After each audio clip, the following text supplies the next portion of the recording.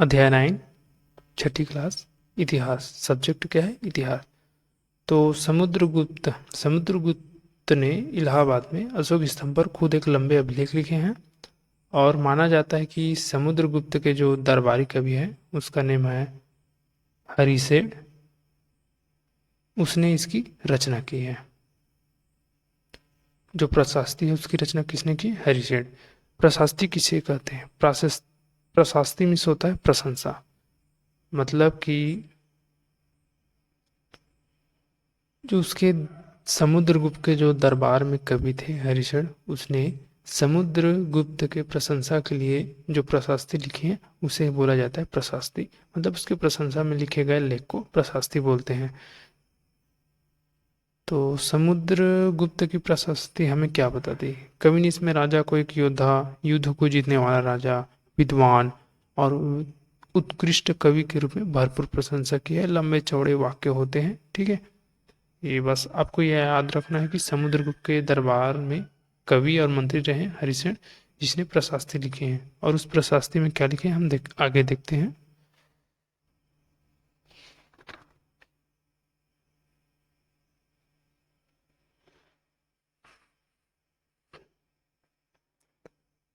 तो जो हरिसेन ने प्रशास्ति लिखे हैं उसमें हरिसेन ने 4 विभिन्न प्रकार के राजाओं और उनके प्रति समुद्रगुप्त की नीतियों का वर्णन किया गया है। तो पहला है आर्यव्रत, जो एक ग्रीन कलर में है। ये जो ग्रीन कलर में है ये वाला साइड किसका है? आर्यवर्त का है। इनमें 9 शासक होते थे जिन्हें क्या है समुद्रगुप्त ने हराकर अपने राज्य में इनके साम्राज्य को मिला लिया था। जो ग्रीन कलर में है ये किसका है? आर्यव्रत। इनमें 9 शासक होते थे। उसके बाद है ये जो रेड बिंदी है ना, ये वाला है दक्षिण पथ के 12 शासक आते थे। इनमें से कुछ की राजधानी को दिखाने के लिए हमने इसमें लाल बिंदु दिए गए हैं। इन सब ने हार जाने पर समुद्रगुप्त के सामने समर्पण किया था और समुद्रगुप्त ने इन्हें फिर से शासन करने की अनुमति दी थी। और उसके बाद है बैगनी कलर, ये वाला।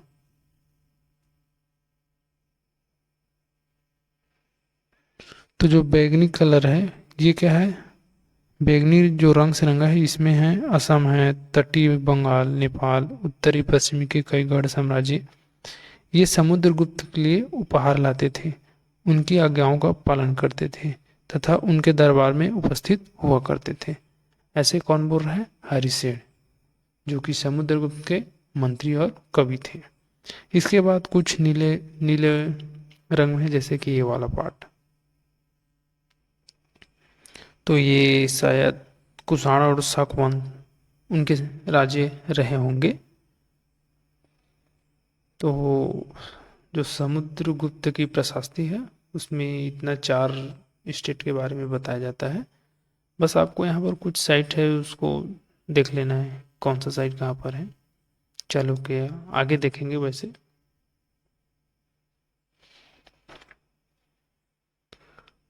तो अब चलते हैं वंशावली। जो प्रशास्ति होते हैं उसमें शासकों के पूर्वज के बारे में भी पता चलते हैं। और इसी प्रकार से जो समुद्रगुप्त के प्रशास्ति हैं उसमें उसके परदादा, दादा, पिता, माता, इन सब के बारे में थोड़ी थोड़ी चर्चा की गई है। तो समुद्रगुप्त के माँ कुमार देवी लिच्छवी की थी और उनके पिता चंद्रगुप्त वंश के पहले शासक थे, जिन्होंने महाराजा अधिराज जैसे बड़ी उपाधि धारण की है। समुद्रगुप्त ने भी यही उपाधि धारण की है और उसके दादा और परदादा का महाराजा के रूप में उल्लेख किया गया है।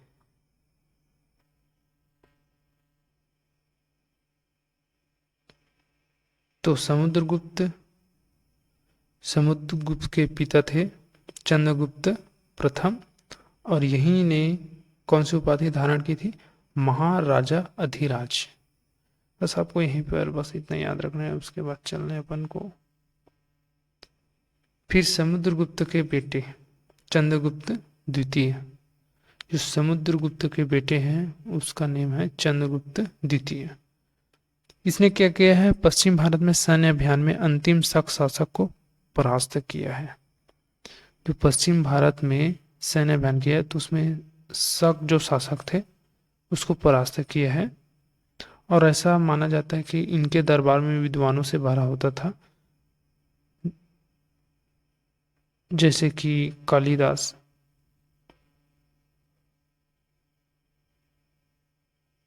और आर्यभट्ट।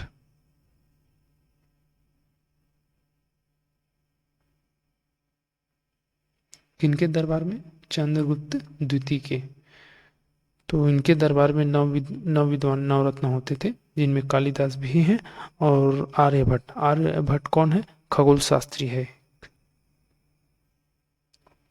अब आता है हर्षवर्धन। तो हर्षवर्धन जिसका टाइम पीरियड है 600 BC या ईसा पूर्व, तो इनके दरबार में दरबारी कवि है बाणभट्ट। इन्होंने संस्कृत भाषा में जो हर्षवर्धन है उसकी जीवनी लिखी है, जिस जीवनी को बोला जाता है हर्षचरित। और किस लैंग्वेज में लिखी है, संस्कृत। तो हर्षवर्धन की जीवनी को क्या बोलते हैं, हर्षचरित, और जिसके रचयिता है बाणभट्ट। और इन्हीं के शासनकाल में चीनी यात्री स्वान सांग इसी के टाइम पीरियड में भारत आता है।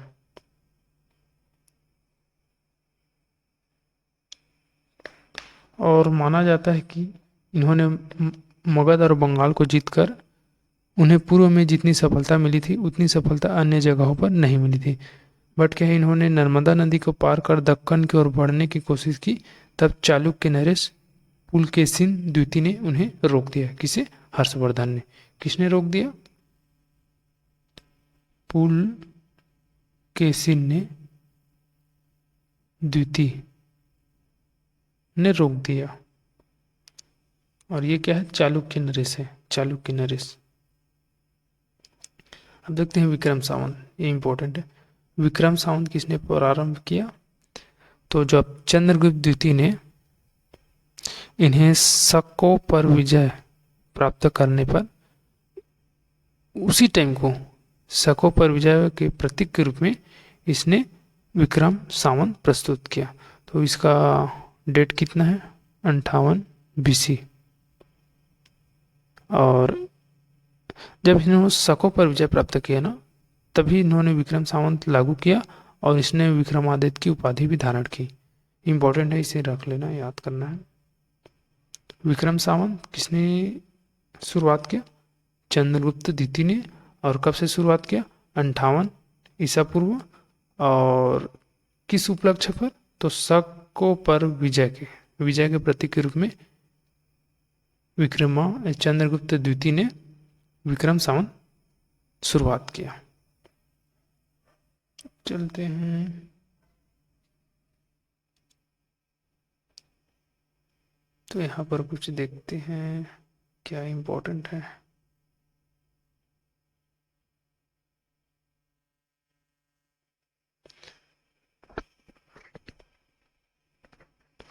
तो पल्लव और चालुक्य दक्षिण भारत के महत्वपूर्ण राजवंश हुए। पल्लवों को राज्य, उनकी राजधानी कांचीपुरम। पल्लवों की राजधानी क्या थी, कांचीपुरम थी।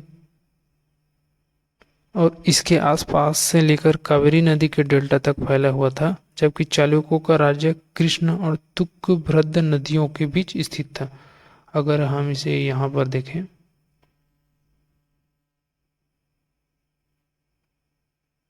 तो ये पल्लवों की है और कांचीपुरम इसका राजधानी है।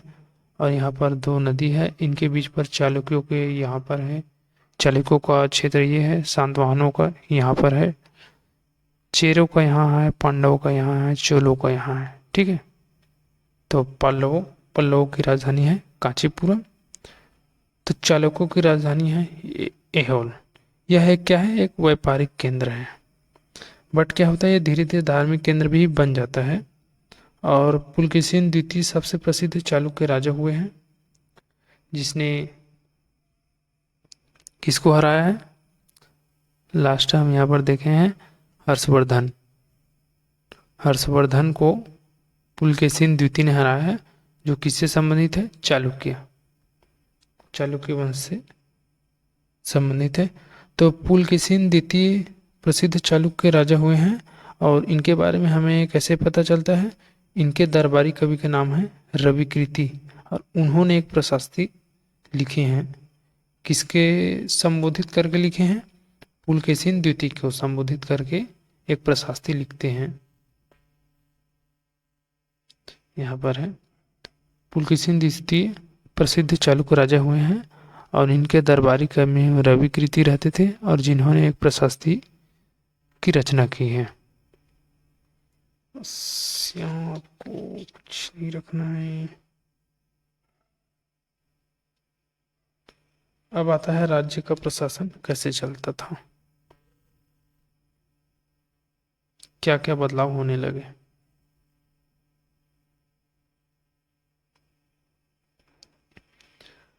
तो इस टाइम पर क्या हुआ, जो प्रशासकीय पद है आनुवंशिक होने लगे, मतलब बेटे अपने पिता का पद पा सकते थे, और इसी टाइम पर एक ही व्यक्ति कई पदों पर कार्य करते थे।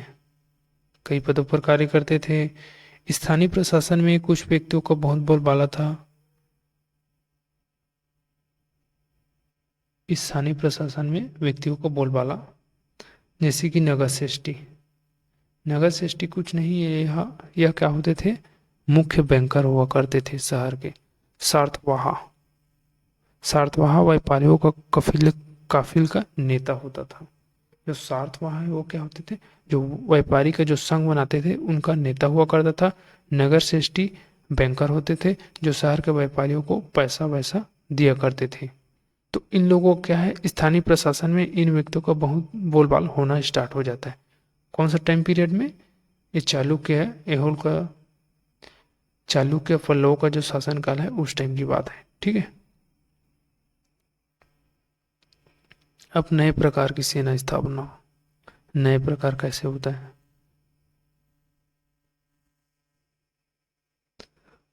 कुछ राजा अभी भी पुराने राजाओं की तरह सुसंगठित सेना रखते थे, बट कुछ ने क्या किया, कुछ सेना नायक होते थे, और जो आवश्यकता, कुछ सेना नायक होते थे, और यह आवश्यकता पड़ने पर राजा को सैनिक सेवा प्रदान करते थे,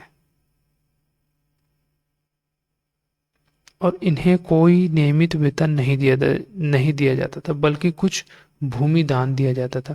और जो भूमि से कर वसूलते थे उससे लोग क्या करते थे? सेना और घोड़े की देखभाल करते थे, साथ ही हथियार भी जुटाते थे। और जब राजा को इनकी जरूरत होती थी युद्ध के टाइम, तो ये क्या है, मदद करने जाया करते थे।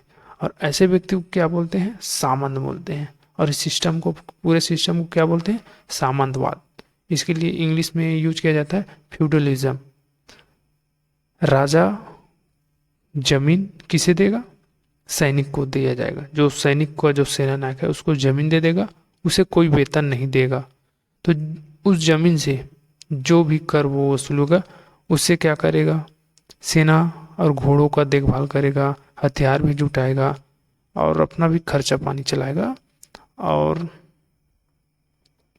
जब राजा को युद्ध होगा तो वह राजा किससे कांटेक्ट करेगा? सेना नायक से। और सेना नायक फिर अपने जो सैनिक है उनसे क्या करेगा? युद्ध के लिए, युद्ध में लड़ने जाएगा। मतलब कि सेना नायक को कोई वेतन नहीं दिया जाता था, बल्कि उसे जमीन दिया जाता था, और जमीन से जो कर वसूलते थे उनसे सेना का परिचालन किया जाता था। तो जो व्यक्ति जिसको मतलब ये सब कार्य करने को कहा जाता था उसको बोला जाता था सामंत, और इस सिस्टम को बोला जाता है सामंतवाद। दक्षिण में सभाएं, तो ब्राह्मण भूस्वामियों का संगठन होते थे जिसको बोला जाता था सभा, और इनका काम होता था सिंचाई, खेती बाड़ी, सड़क निर्माण, स्थानीय मंदिरों का देखरेख करना।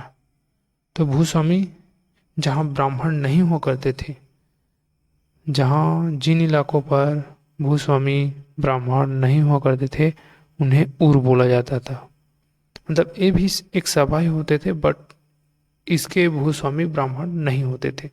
तो जिन इलाकों में ब्राह्मण भूस्वामी का संगठन था उसे सभा कहा जाता है, और जिन इलाकों में भूस्वामी ब्राह्मण नहीं होते थे उन्हें बोला जाता था उर। और एक है नगरम। नगरम क्या है? ये भी व्यापारियों का एक संगठन का नाम था। इन सभाओं पर धनी और शक्तिशाली भूस्वामी और व्यापारियों का नियंत्रण हुआ करता था।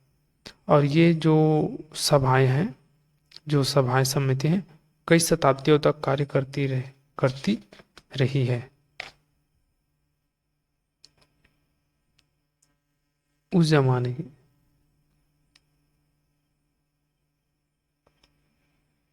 कालिदास। कालिदास। कालिदास, इसने एक नाटक, इसका एक प्रसिद्ध नाटक है अभिज्ञान शकुंतलम। और दुष्यंत नामक राजा इसके नायक हैं, और शकुंतला इसकी नायिका। और ये क्या है? एक प्रेम कहानी है। तो इस नाटक में क्या होता था? राजा और अधिकांश लोग संस्कृत बोलते हैं, और जो अन्य लोग हैं वो लोग प्राकृत भाषा बोलते थे। अन्य लोग और महिलाएं क्या बोलते थे? प्राकृत भाषा बोलते थे। तो हम इस बेसिस पर बोल सकते हैं कि उस टाइम पर भेदभाव होता था, क्योंकि राजा लोग और ब्राह्मण लोग संस्कृत बोलते हुए इसमें दिखाए गए हैं अभिज्ञान शकुंतलम में।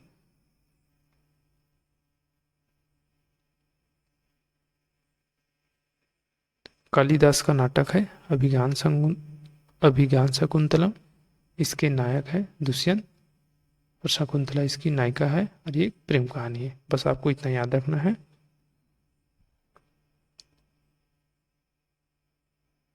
अ, तो इस चैप्टर में बस फिलहाल इतना ही है। मिलते हैं नेक्स्ट चैप्टर में।